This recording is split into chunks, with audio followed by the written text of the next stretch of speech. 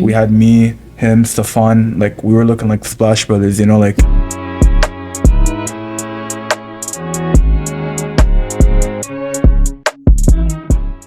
Hi guys, welcome back to the OG Rec League podcast. My name is Eunice and I'm here with Kerim Chesso.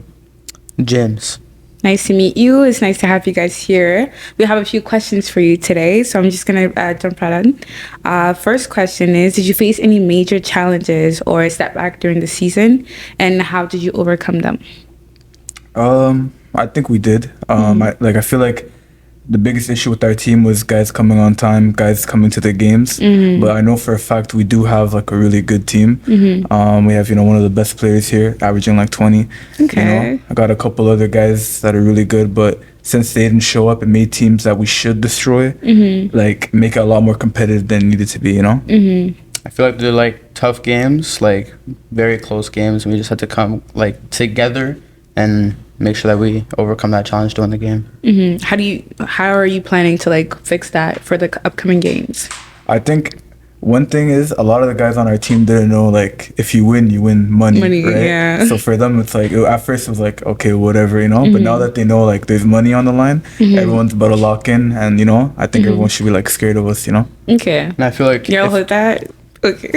I feel like if everyone comes on time and we're like organized, it'll kind of set the tone for the game. Okay. Yeah, that's a valid point. I'll go right into the next question. Was there a specific game or a moment that defined your journey in the championship? I think it was his game winner against, I don't know how to pronounce it, authentic, yeah. I like his game winner kind of just like showed that like we got this, Yeah. I feel like no one thought we would have won that game, especially prior, because we were losing to like teams I feel like we could have beat. So having like a big three like that just kind of made it like a big statement, saying like we got this, I agree. I'll probably say that game. That team was a really good team, and like because we beat that team, I feel like we could beat anyone in the league. So that was kind of like it was a good game that we won. Y'all heard, you better watch out for them. Next question. Was there a specific game? Next question. How did your team chemistry develop throughout the season? I think like when we have like our main guys on, like we've all been hooping together for like a long time. Like I've been hooping with this guy for years. I think when we have like our full lineup and we have who we want on, there's not one team that can stop us, like not one team that can guard us, But I feel like having with the newer guys, like they're all good players, but we don't have chemistry with them. So I think we still got to work on that, especially if you want to go deep with this team. But that's pretty much it, yeah. Yeah, basically what he has to say, like there's a lot of people on our team that I've played with, but there's a few people on my team that I've never played with in my life. So like, for the past few games, just playing with them, I've kind of got more chemistry with them over time. Okay. And how do you guys usually practice? Is it just like showing up to the game and playing, or do you guys have like set practice during the week? We just pull up and we just give everybody work, Okay. Do you think that adding more practice would like better that chemistry? 100% it would. But I feel like with our schedules, we all have different schedules, We do like most of us go to the same school together at like Algonquin, so we do like play ball together. So I guess you could say that's like our practice, even though it's not formal. But as a whole team, it would be harder because everyone has very different schedules, Yeah, if we could find a time during the week to practice together, I think we'd be a much better team. The chemistry would be so much better. Yeah, I agree to that. Next question. Who stepped up as a team leader, both on and off the court? I think statistically speaking, we have this guy right here. Like, he scores the most, you know what I mean? Like, he's a very good on the court type of leader. I think when it comes to more like using the voice, I think I'll give it to myself, because I'm the one that kind of like tells players what to do. I decide the lineup, stuff like that. But at the end of the day, what matters is that like if everyone locks in, everyone plays their role, plays their part, And James, ever since he came kind of late, but ever since he came, it just it made our team so much like easier to play with, stuff like that, Okay. I feel like my boy here kind of takes a leadership role. He kind of decides who starts. He kind of calls the timeouts. He just makes the plays, and like our team is more functional whenever he takes a leadership role. So it's mostly him, honestly. So would you say that everyone falls into that leadership? There's no like opposition or any like wanting for leadership from any other person? I say like a few things during timeouts to keep our team motivated. Yeah. But he mostly says like most of the things. Okay. But I wouldn't want to be the only voice and everyone just always agree with what I have to say, you know, because I'm not always going to be right. I might think I'm right, but at the end of the day, I also have to listen to what my teammates say, you know. That's what leadership is, you know. So next question, the All-Star games are coming up. How excited are you guys, and who in your team do you think will participate? yeah, I'm excited, you know. I mean, it is the All-Star game. That's not my main priority. My main priority is to win, but if I were to give it to one person on my team, it's easily this guy right here. You know, he came in and made an immediate impact for our team.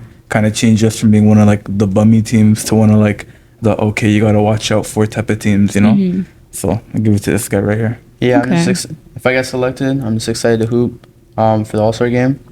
I want to play with my boy here, Kerim, because like the way he impacts our team, facilitating, scoring, he really helps our team win. But if it wasn't someone on our team, probably be Isaac. Isaac's a very crafty player, shifty. Yeah, he's just a good player in general.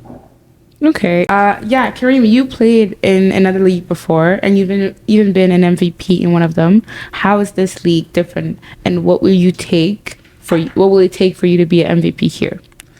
I think here it's a lot more physical, which I like. And a lot of these guys know like what I've done before, so a lot of these guys like to play very tight on me, which gives myself more of a challenge. But for me, my goal isn't to be MVP every season. Like, I just want to win a championship any league I'm in, you know what I mean? Yeah. Like, if James is the one to take MVP this season, then, like, I'm happy. You know, I'll be happier more if he won it than if I won it. Because I already had my, like, time under the sun, you know? Yeah. Now it'd be his turn. But I wouldn't mind taking a second MVP in another league, you know? Like, that'd be pretty cool. And for you, how do you feel playing with the MVP player? I mean, it's great. Like he said before, because he's an MVP, the defenses gravitate towards him. Like they pressure him a lot, which opens up a lot of space for me and like my other teammates. So just being able to play with him is just like much easier to win games. Okay, that's really interesting. Next question: what will be your mindset going to the playoff, especially knowing that it's win or go home? I think you say it right there, win or go home, right? So for us, like, I always like to say, even if we win, like, we should always at least win by 20. If we don't win by 20, then it feels like a loss. You know what I mean? That's how confident I am in, like, the guys on my team. You know what I mean? So it's, again, win or go home, you know? It's win or win. That's how I see it. There's no loss, you know? It's not in our vocabulary. That's a great mindset, actually. Yeah, I think it's win or go home. Like, the effort's got to be there. And I think we know that our team is capable of winning, but we just got to put the effort in. And I feel like I have trust in my teammates. I think we'll do perfectly fine. I don't think anyone can stop us. That's good. Wow. Okay. James Harden prime or Dame Lillard prime? What do you pick?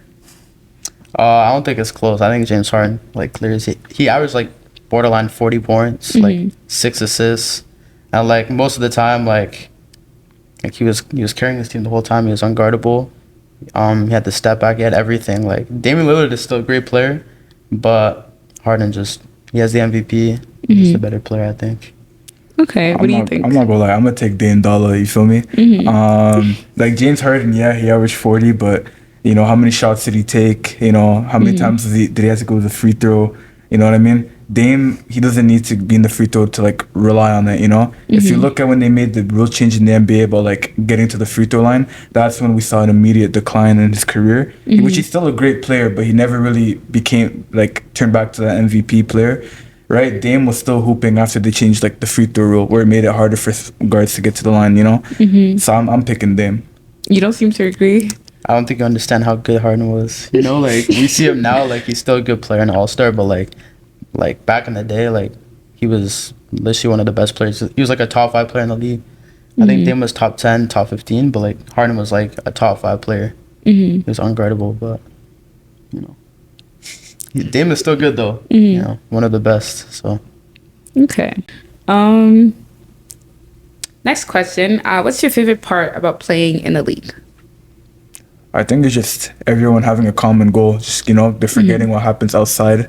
You know, they come in, just play basketball. You know what I mean? Like, there's no like politics in it. It's just strictly basketball, you know? You play on like real teams, you play on other teams. Like, there's always some type of politics in it. But like, one thing I like about this league is just you just come here to hoop, you know? Yeah. And that's the best part of it. I agree. There's a lot of politics in basketball, but like just the ability to just hoop with your boys, or just playing basketball in general, and like in a competitive setting is always really fun to play. We're all trying to chase the championship, and just having that competitive nature and still having fun at the same time without anyone controlling how you play is always really fun. Yeah, that's really interesting to hear, because I feel like most people have that preconception that people are only doing it for money. So it's really like refreshing to hear that like it's way more than money. It's actually like for the time spent on the court. Next questions. Are there any lessons that you've learned from the league that you're going to carry on in the future? Honestly, for me, my mindset is just come to hoop.